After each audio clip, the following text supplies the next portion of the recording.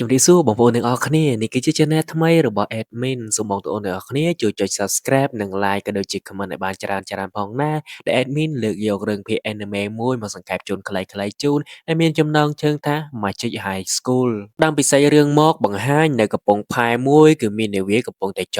តហើយក៏ឃើញថា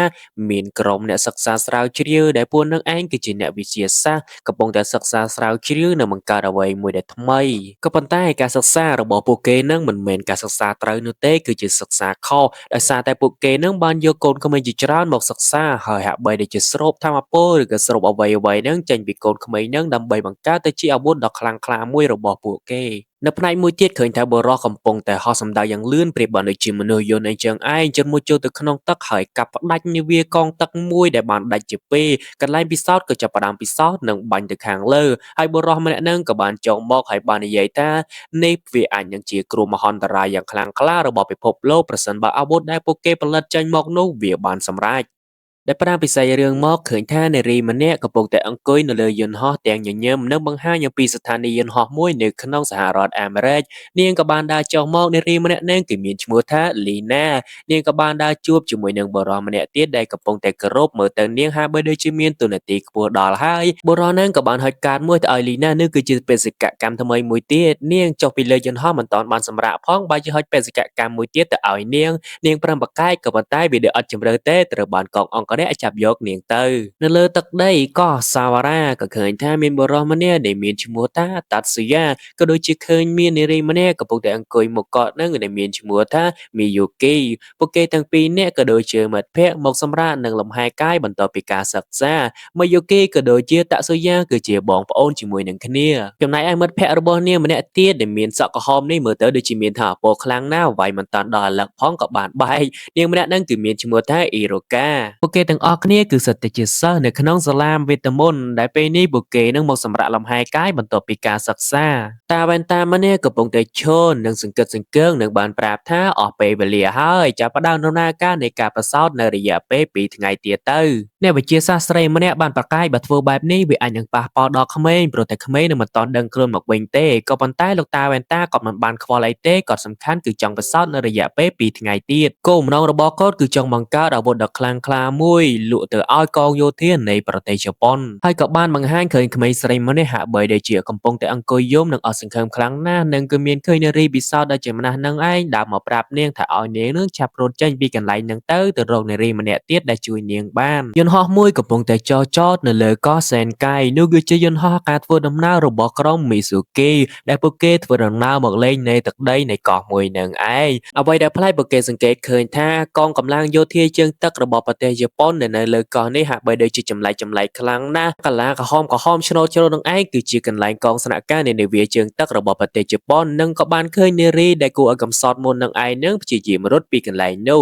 ពួកគេក៏បានមកអង្គុយញ៉ាំអីនៅក្នុងហាងមួយសន្ទុះក្រោយមកក៏ឃើញថាមានកងឆ្មាំ2 3នាក់នឹងកំពុងតែដើររកអ្វីទេឃើញស្ថានភាពមិនស្រួលពួកគេក៏នាំគ្នាចាក់ចែងពីកន្លែងនោះបាត់ទៅឡើងមកដល់យន្តហោះពួកគេបំរុងរៀមនឹងចាក់ចែងហើយក៏ឃើញថាមានបុរស2នាក់ដែលកំពុងតែមកនឹងសុំឆែកឆេរយន្តហោះរបស់ពួកគេដែលយកលេសថាមានអ្នកជំងឺរត់ចេញពីកងនាវាជើងទឹករបស់ពួកគេនឹងឯងក៏ប៉ុន្តែអ៊ីរ៉ាគីក៏មិនបានព្រមឲ្យឆែកនោះទេក៏បានដេញពួកគេនឹងឲ្យចេញទៅពីកន្លែងនោះពួកគេទាំងពីរនេះហាក់បីដូចខ្លាចរអានាងណាក៏បានចេញពីកន្លែងនោះបន្ទាប់ពីចេញហើយយន្តហោះក៏ចាប់ផ្ដើមបានចេញដំណើរអ៊ីរ៉ាគីដើរទៅខាងក្រោយនិងបើកទ្វារមួយក៏ស្រាប់តែឃើញថាមានកូនក្មេងស្រីម្នាក់រត់ចេញពីកងនាវាជើងទឹកនឹងមកកន្លែងនឹងផងដែរបន្ទាប់ពីយន្តហោះរបស់ពួកគេចេញក៏ឃើញថាមាននារីម្នាក់នឹងបានមកហើយសួរនាំរកមានឃើញកូនក្មេងឡើងលើយន្តហោះដែរឬទេហើយពួកគេដែលនៅទីនោះប្រាប់ថាមិនបានឃើញនៅទេតាមពិតយន្តហោះនៅកន្លែងហ្នឹងគឺមាន2ភ្លាមនឹងគឺទៅកងយន្តហោះក៏បាននៅឃើញថាមុននោះគឺមានយន្តហោះមួយដែរនៅចិត្តហ្នឹងអញ្ចឹងប្រហែលជាកូនក្មេងម្នាក់នោះឡើងកោះយន្តហោះហើយ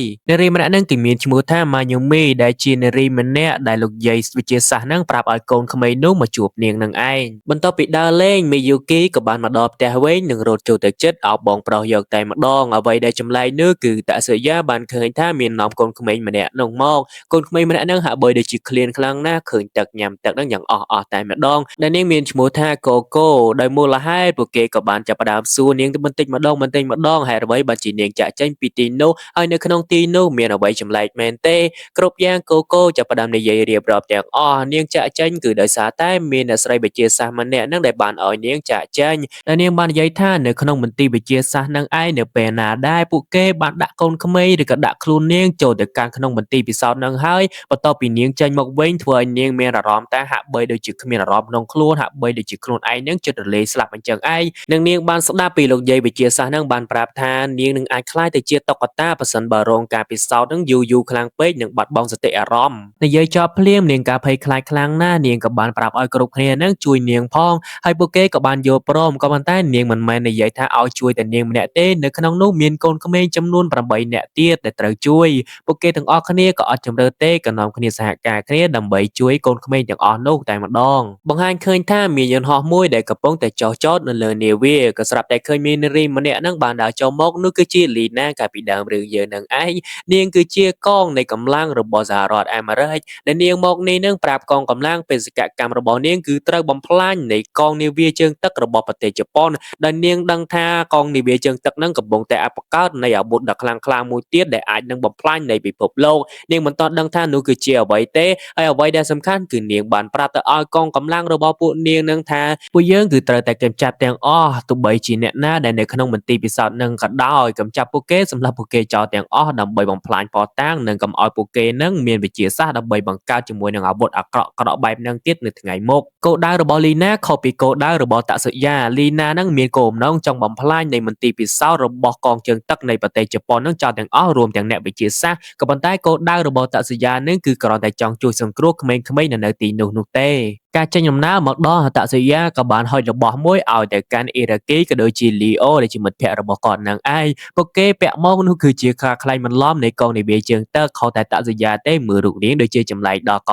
ហើយតាសុយាជាអ្នកចេញប្រយុទ្ធចូលលុកលុយជាមួយនឹងមន្ទីរពិសោធន៍ឲ្យជាមួយនឹងអ៊ីរ៉ាគីក៏ដូចជាលីអូនៅខាងក្រៅចាំទទួលក្មេងៗនិយាយដឹងគ្នាហើយតាសុយាក៏បានស្ទូវឹងហោះទៅយ៉ាងលឿនចេញឆ្ងាយនៅមានឃើញនាវាមួយនឹងចូលមកពីខាងក្រោមនេះគឺជាក្រុមរបស់លីណានឹងឯងលីណាក៏បានមកដល់នៅកន្លែងនឹងផងដែរហើយពួកគេនឹងទាំងប្រមាណក៏បានបែកផ្លូវគ្នាលីណាចូលមកដល់តំបន់ហាមឃាត់របស់ប្រទេសជប៉ុននឹងហើយក៏ប៉ុន្តែកងនៅវាប្រទេសជប៉ុនបានប្រាប់ឲ្យលីណានឹងថយចេញទៅបើសិនបើមិនថយទេពួកគេនឹងវាយប្រហារហើយតែឃើញលីណាមិនថយវាយប្រហារពួកគេនឹងក៏បានត្រៀមអាវុធក៏ដូចជាកំភ្លើងនៅលើនាវានឹងបាញ់វាយប្រហារជាមួយនឹងលី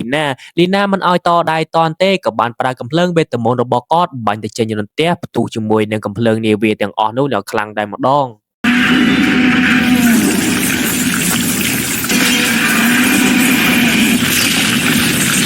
តែឡាយនៅសល់តែតាក់សយាយើងនេះទេកំពុងតែប្រឈមមុខក៏ដូចជាលុកលុយនឹងចូលទៅកាន់មន្ទីរពិសោធន៍នឹងដើម្បីជួយរំដោះទៅកាន់កូនក្មេងមកដល់បន្ទប់មួយគាត់ក៏បានជួបជាមួយនឹងលោកយាយពិសោធន៍នឹងឯងនាងត្រូវបានគេដាក់ឃុំក៏ដោយសារតែនាងនឹងបានជួយសង្គ្រោះកូកូឲ្យរត់ចេញពីកន្លែងនឹងហើយរឿងគ្រប់យ៉ាងតាក់សយាបាននិយាយប្រាប់ទាំងអស់ថាគាត់មកគោលបំណងនឹងជួយក្មេងទាំងអស់នោះដោយគោលបំណងរបស់លោកយាយវិទ្យាសាស្ត្រក៏បាននាំតាក់សយានឹងទៅបន្ទប់មួយដែលធ្វើការពិសោធន៍របស់ក្មេងៗទាំងអស់នឹងហើយដល់បណ្ដានិយាយមកដល់លោកយាយវិទ្យាសាស្ត្របាននិយាយថាបើសិនបើវាបរាជ័យអាចនឹងប៉ះពាល់ទៅកាន់ពិភពលោកទាំងមូលនោះគឺដោយសារតែការពិសោធន៍នេះពាក់ព័ន្ធជាមួយនឹងយានអវកាសរបស់សហរដ្ឋអាមេរិកដែលចុះចតនៅភពអង្គារអស់រយៈពេលជាយូរណាស់មកហើយនៅលើយានអវកាសហ្នឹងគឺត្រូវបានគេបោះបង់ចោលតែវាមានផ្ទុកជាមួយនឹងសារធាតុនុយក្លេអ៊ែរបើសិនបើវាធ្លាក់មកកាន់ពិភពផែនដីឬក៏ការពិសោធន៍របស់ពួកគេនេះបរាជ័យអាចនឹងធ្វើឲ្យប៉ះពាល់ទៅដល់ពិភពលោកទាំងមូលពេលនេះលោកយាយវិទ្យាសាស្ត្រក៏ដូចជាតាក់សយាក៏បានមកដល់បន្ទប់នឹងដែរគ្រាន់តែចូលមកដល់ភ្លាមឃើញថាមានកំហុសនៅកន្លែងនឹងតែម្ដងនោះគឺជាការបរាជ័យនៃការពិសោធន៍របស់ពួកគេនឹងឯង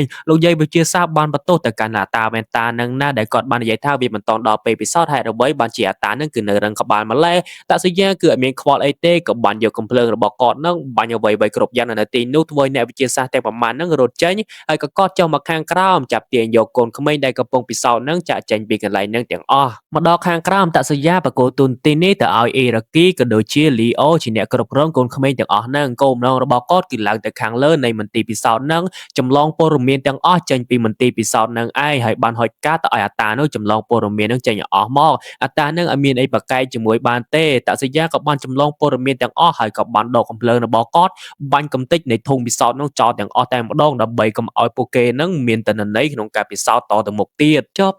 ហើយចប់គ្រប់យ៉ាង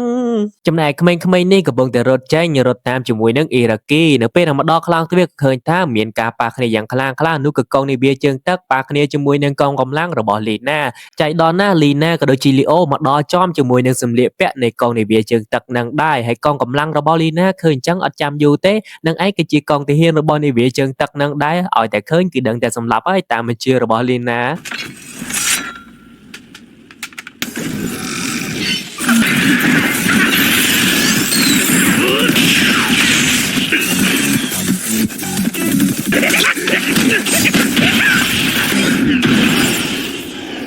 គណៈពេលពួកគេកំពុងប្រយុទ្ធគ្នានោះក៏ឃើញថាមានបុរសចំណាស់ម្នាក់ដែលចេញកាពីដើមរឿងនឹងមកជួយក្រុមរបស់អ៊ីរ៉ាគីហើយក្រុមរបស់លីណាឃើញអញ្ចឹងអត់ចាំយូរទេចូលទៅវាយជាមួយនឹងបុរសម្នាក់នឹងតែម្ដងហើយបុរសម្នាក់នឹងគឺមើលទៅដូចជាមានធម៌ពលខ្លាំងក្លាណាស់ក្រុមរបស់លីណាកាប់យកហើយក៏ប៉ុន្តែមើលទៅដូចជាមានកាប់ត្រូវទេមានខែការពារហើយក៏នឹងជួយយ៉ាងប្រងើយតែម្ដងមួយកំពុងតែវាយទៅកាន់បុរសម្នាក់នឹងហើយមួយទៀតនឹងក្រោកឡើងសាយយ៉ាងខ្លាំងក្លារត់វាយទៅកាន់លីអូសំណាងដែលអ៊ីរ៉ាគីនឹងចូលមករងចប់ហើយថែមទាំងប្រើដាវរបស់គាត់នឹងកាប់ឲ្យជាមួយនឹងក្រុមលីណានឹងស្លាប់ដួលនៅកន្លែងនឹងភ្លាមតែម្ដងដាវរបស់នាងទោះបីជាបាក់មែនក៏អាចបញ្ចេញធម៌ពលបានដែរនៅសល់តែមួយទេអត់ជម្រើក៏បានជាមួយប្រើកំដាប់ដៃយ៉ាងខ្លាំងក្លានិងរត់គេចពីកន្លែងនោះបាត់ទៅព័ត៌មានពីការបរាជ័យរបស់កូនចៅរបស់លីណានឹងនាងក៏បានទទួលដំណឹងនឹងដែរហើយនាងគឺពិតជាមានការខឹងសម្បាខ្លាំងណាស់ក៏បានហោះសំដៅឡើងទៅខាងលើបាញ់ជាមួយនឹងកំភ្លើងវេទមន្តរបស់គាត់នឹងបំរុងបំផ្លាញនៅទីក្រុងចោលនឹងទាំងអស់ក៏ប៉ុន្តែត្រូវបានតាសយាបានមើលឃើញនិងបានបាញ់កំភ្លើងធម្មពលរបស់គាត់នឹងរារាំងការបំផ្ទុះនៃកំភ្លើងរបស់លីណានឹងឲ្យមានការតិចជាងមុន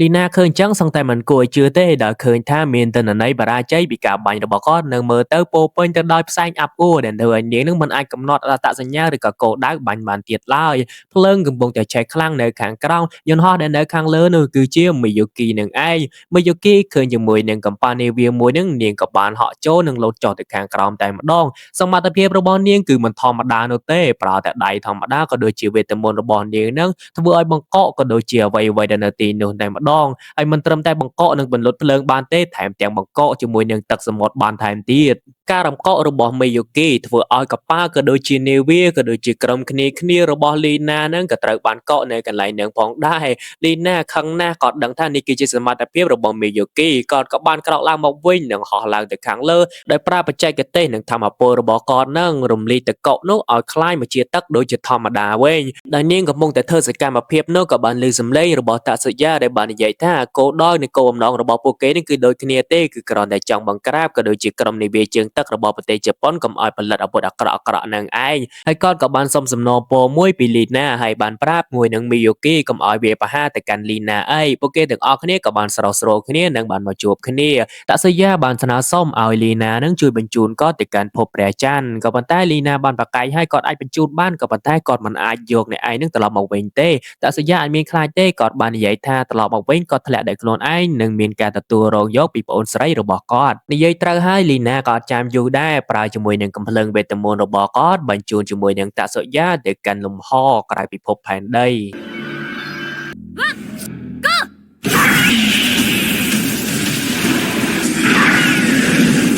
គោលបំណងតាសយាមកពីការពិភពនឹងគឺបំផ្លាញយានអវកាសដែលផ្ទុកទៅដោយនុយក្លេអ៊ែរដែលកំពុងតែធ្លាក់នឹងឯងរងការបរាជ័យពីការពិសោធន៍របស់ពួកគេមិនចាំយូរតាសយាក៏បានទាញជាមួយនឹងកំភ្លើងវេទមន្តរបស់គាត់សូត្រមន្តគាថាយ៉ាងច្រើនបាញ់ទៅលើយានអវកាសទាំងអស់នោះនឹងឲ្យខ្ចាត់ខ្ចាយតែម្ដង